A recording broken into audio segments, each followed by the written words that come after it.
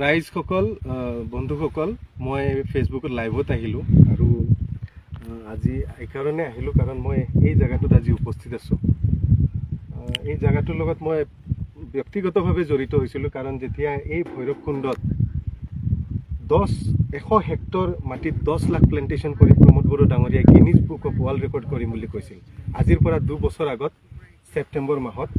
তেতিয়া মই ফেচবুকত এটা পোষ্ট দিছিলোঁ কি এতিয়া গছপুলি ৰোৱা সময় নহয়, 5 মাহ অপেক্ষা কৰক, এপ্ৰিল আহিব দিয়ক, বহাগৰ বৰষুণ আহিব দিয়ক, তাৰপিছত গছপুলি লগাক, টকা বাচিব লগতে গছপুলিও বাচিব।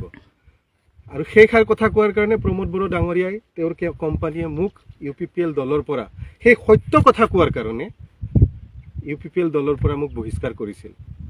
আৰু আজি মই ৰাইজৰ আগত সগৌৰৱে এইখিনি কথা কওঁ যে মই যিখিনি কথা কৈছিলোঁ ভুল কোৱা নাছিলোঁ। কাৰণ চাওক এই বৃহৎ এৰিয়াত এটা গছপুলি বাচি থকা নাই। এই কথাষাৰে মই কৈছিলোঁ যে গছপুলি এটাও বাচি নাথাকে। কেনেকৈ বাচিব? কাৰণ ইয়াৰ মাটিয়ে তেনেকুৱা নহয় আৰু তেতিয়াৰ ছিজনটো তেনেকুৱা নাছিল। গিনিজ বুক ৱৰ্ল্ড ৰেকৰ্ড কৰিবৰ কাৰণে তেওঁ যিবিলাক কাম কৰিলে, বেলেগ বাদ দিয়ক, মুখ্যমন্ত্ৰী মহোদয়ক তেওঁ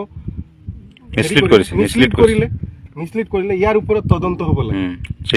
ৰাজহুৱা টকা, মই যিখিনি জানো ৰাজহুৱা টকা চৰকাৰে 1 টকাও খৰচ কৰিব নোৱাৰে, জবাবদিহি হ'ব লাগিব।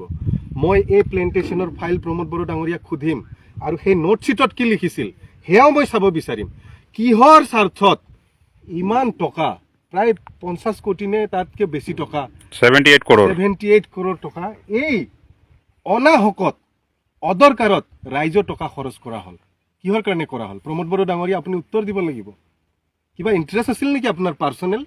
শুকান বতৰত ছেপ্টেম্বৰ মাহত 10 লাখ গছপুলি লগাই কেম্প পাতি ঢাক ঢোল বজাই ইমান টকা যে খৰচ কৰিলে, গছপুলিটো এটাও নাবাছিল। তো গছপুলি বাচাটোতো আপোনাৰ ইণ্টাৰেষ্ট নাছিল। আপোনাৰ ইণ্টাৰেষ্ট কি আছিল?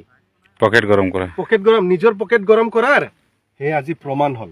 আৰু মই বহুত দুখী হৈছোঁ, আজি দুখ পাইছোঁ, গছপুলি এটাও নাবাছিল। এই গছপুলিবিলাকো জীৱ।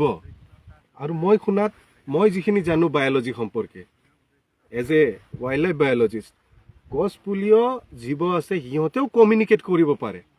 আৰু গছে যে কমিউনিকেট কৰে, আজি তেওঁলোকে প্ৰমোদ বড়ো ডাঙৰীয়াক অভিশাপ দিয়াৰ বাহিৰে একো নকৰে। আৰু প্ৰমোদ বড়ো ডাঙৰীয়াই এই 10 লাখ গছপুলিৰ অভিশাপৰ পৰা যদি বাচিব খুজিছে, তেওঁ ইয়াতে আহক, আঁঠু কাঢ়ি প্ৰত্যেকডাল গছপুলি যিবিলাক নাঙঠ হৈ আছে, যিবিলাক উদং হৈ আছে, যিবিলাক মৰু মৰু অৱস্থাত আছে, এইবিলাকক ক্ষমা বিচাৰক, তেতিয়াহে তেওঁ অভিশাপৰ পৰা মুক্ত হ'ব। এইখিনিয়ে ক'লো। ধন্যবাদ।